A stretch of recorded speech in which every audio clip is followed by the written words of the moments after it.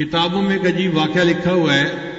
اس واقعے کو الاصابہ فی تمییز الصحابہ میں علامہ ابن حجر رحمۃ اللہ نے نقل کیا ہے. سیدنا عثمان غنی اللہ عنہ کے زمانے میں ایک نوجوان شخص تھا، ثقفی تھا، طائف کا رہنے والا، شاعر تھا اور بڑا سمجھدار. یہ شاعر لوگ جو ہوتے ہیں نا، یہ بڑے عقل مند چلاک لوگ ہوتے ہیں، تیز لوگ ہوتے ہیں، مگر طبیعت میں ان کی ایک خاص چیز موجود ہوتی ہے. تو موڈی قسم کے لوگ ہوتے ہیں، اپنے موڈ میں ہوتے ہیں تو ان کے شعر تولد ہو جاتے ہیں، اور جب موڈ میں نہیں ہوتے تو پھر عام بندے کی طرح باتیں کرتے ہیں. چنانچہ شاعر بھی بہت اچھا تھا، اور اس کو ایک مرض تھی کہ وہ شراب پی لیتا تھا. ایک مرتبہ شراب پیتے ہوئے پکڑا گیا تو عثمان غنی نے اس کو سزا دلوائی، درے لگوائے. پھر دوبارہ پھر پکڑا گیا، پھر اس پر حد جاری کروائی گئی. جب 2 دفعہ حد جاری ہوئی تو سیدنا عثمان غنی اللہ نے سوچا یہ مدینۃ الرسول ہے، حرم ہے، یہ بندہ یہاں رہ کے اگر گناہ کرے گا تو یہ زیادہ برا ہے، اس سے بہتر ہے کہ اس کو باہر کہیں بھیج دیا جائے.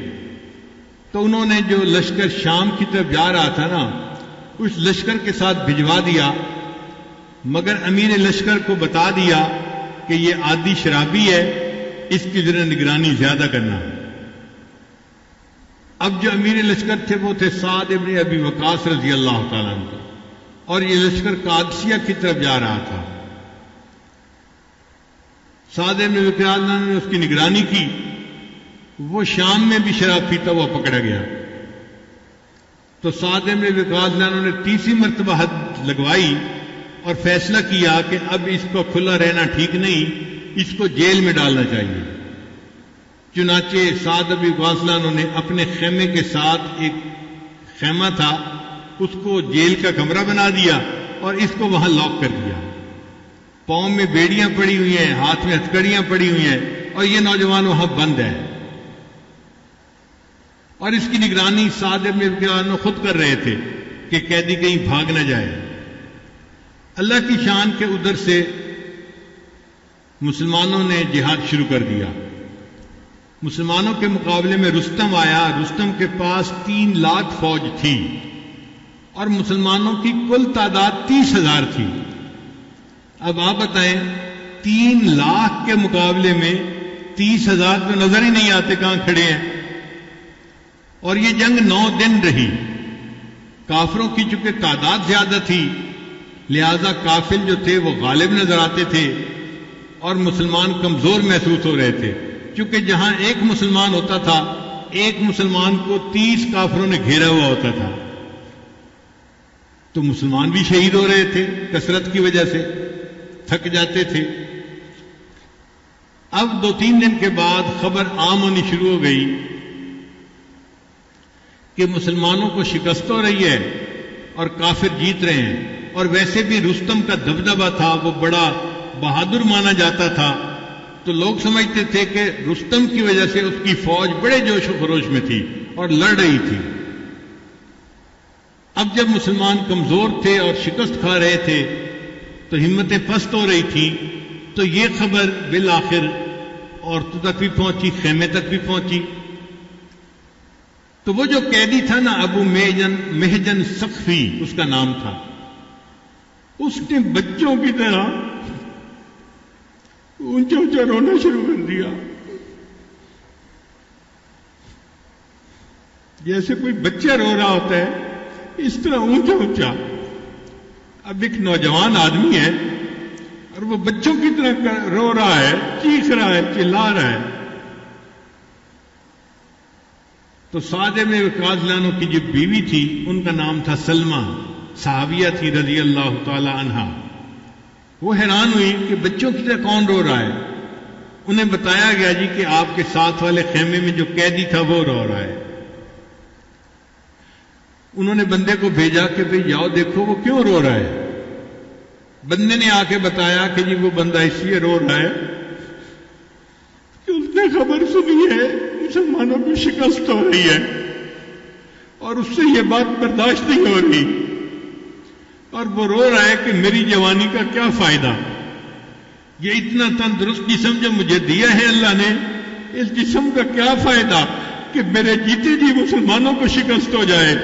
کاش میں آزاد ہوتا، یہ بیڑیاں کھل جاتی، یہ ہتھکڑیاں کھل جاتی، تو آج میں مسلمانوں کے ساتھ مل کے جہاد کرتا اور اسلام کی تقویت کا سبب بنتا۔ اب وہ جو اسلام کے ساتھ محبت تھی وہ اس کے اوپر غالب آ گئی تھی، اس شرابی کے اوپر۔ جب سلمہ رضی اللہ تعالیٰ عنہ نے یہ بات سنی تو انہوں نے پھر ابو محجن ثقفی سے خود بات کی کہ بھئی تو شرابی آدمی ہے اور تو اتنا اظہار کر رہا ہے کہ اللہ اور اس کے رسول سے محبت ہے اور میں اس لیے رو رہا ہوں۔ اس نے کہا جی کہ میں شرابی ضرور ہوں، میری عادت ہے، میں پی جاتا ہوں، لیکن میرے دل میں اللہ اور اس کے رسول کی محبت ہے اور میں بالکل صحیح کہہ رہا ہوں۔ آج اگر مجھے آزاد کر دیا جائے تو شاید میں دین اسلام کے کام آ جاؤں۔ سلمہ نے پوچھا اس کا کیا حل ہے؟ اس نے کہا جی اس کا حل یہ ہے کہ آپ میرے اوپر اعتماد کریں اور مجھے آزاد کر دیں، اور جو آپ کے خاوند کا سب سے تیز بہادر گھوڑا ہے نا وہ مجھے دے دیں، اور جو اس کی سب سے بہترین تلوار ہے وہ مجھے دے دیں۔ میں جا کے جہاد کروں گا، اگر جہاد میں شہید ہو گیا تو قصہ ختم ہو جائے گا، اور اگر میں زندہ رہا تو میں وعدہ کرتا ہوں اور اللہ کو گواہ بناتا ہوں کہ میں واپس آ کے یہ بیڑیاں خود اپنے پاؤں میں پہن لوں گا۔ لو جی صحابیہ نے ان کو کھول دیا اور وہ گھوڑے پہ سوار ہوئے، کل اسد جیسے کوئی شیر بیٹھتا ہے نا اس طرح وہ گھوڑے پہ سوار ہوئے، اور انہوں نے ہاتھ میں تلوار لی اور اپنے آپ کو خوب لپیٹ لیا کہ ان کا چہرہ بھی کوئی نہ دیکھ سکے، پہچان بھی کوئی نہ سکے۔ یہ گھوڑا ایسا تھا کہ اس کے اوپر عام آدمی نہیں بیٹھ سکتا تھا، بہت جری گھوڑا تھا، بہادر گھوڑا تھا، اور بڑا کوئی مشق والا انسان اس کے اوپر سواری کر سکتا تھا۔ اس نے اس گھوڑے کو بھگایا اور مسلمانوں کے لشکر میں جا پہنچا۔ پھر جہاں پر سب سے زیادہ گمسان کی لڑائی ہو رہی تھی نا، مسلمان نرغے میں تھے، وہ وہاں گیا اور اس نے جا کے اللہ اکبر کا نعرہ لگایا اور تلوار چلانی شروع کی۔ اب وہ اتنا مشاق تھا، اتنا وہ یعنی بہادر تھا کہ اس نے تو مولی گاجر کی طرح دشمن کو کتر دیا، دشمن کی صفوں پہ اس کا خوف بیٹھ گیا۔ اب یہی کہ جہاں وہ دیکھتا کہ کوئی مسلمان نرغے میں ہے اور دوسرے لوگ اس کے گرد زیادہ ہیں، دشمن زیادہ ہیں، وہ وہاں جاتا، اللہ اکبر کا نعرہ لگا کے کود پڑتا، اپنے آپ کو اس کے اندر جو ہے وہ گویا ڈال دیتا۔ مگر اتنا وہ تلوار باز تھا کہ اس کی تلوار سے دشمن قتل ہوتے اور دشمن بھاگ کھڑے ہوتے، حتیٰ کہ رستم تک کے دل میں اس کا رعب بیٹھ گیا۔ اب جب اس کا رعب بیٹھ گیا تو کافروں نے پست ہونا شروع کر دیا اور مسلمانوں کا جوش خروش اور بڑھ گیا۔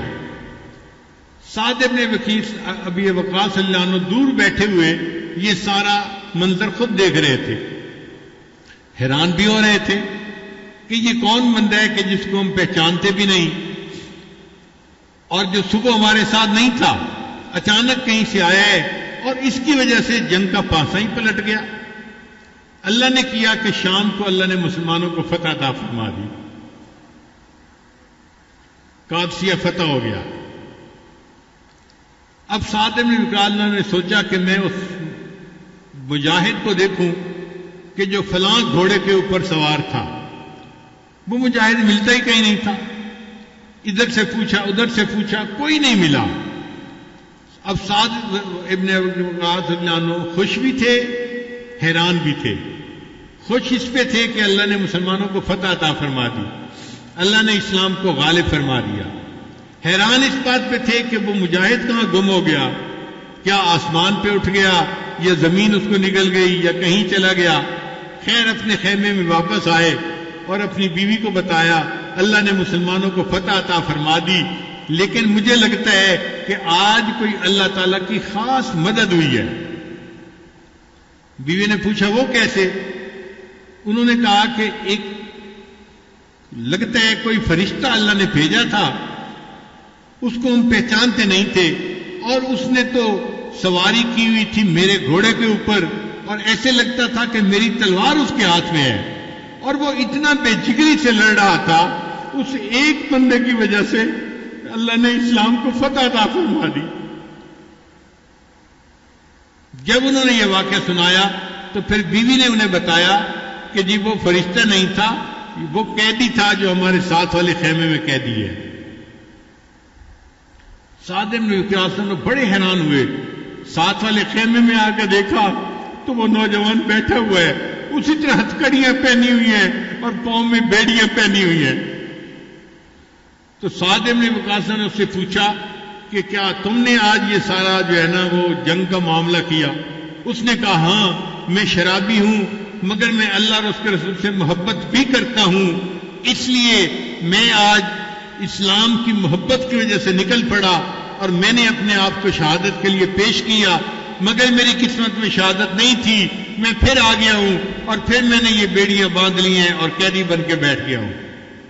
سعد بن وقاص نے فرمایا کہ میں اپنے ہاتھ سے تمہاری ہتھکڑیاں کھولتا ہوں، اور آج کے بعد اگر تو شراب پیے گا بھی صحیح تو میں تمہارے اوپر حد نہیں جاری کروں گا، تمہارے دل میں اگر اللہ کی محبت اتنی ہے تو میں تمہارے اوپر حد نہیں جاری کروں گا۔ جب انہوں نے یہ الفاظ کہے، ان الفاظ کو سننا تھا، اس قیدی کے دل پہ اثر ہوا، اس نے قسم اٹھا کر کہا میں اللہ کو گواہ بنا کے قسم اٹھاتا ہوں آج کے بعد میں شراب نہیں پیوں گا۔ توبہ کا یہ وقت تھا جو اللہ نے متعین کیا ہوا تھا، اس نے توبہ کر کے ثابت کر دیا کہ جب اللہ چاہتے ہیں اللہ انسان کو گناہ سے توبہ کی توفیق عطا فرما دیتے ہیں۔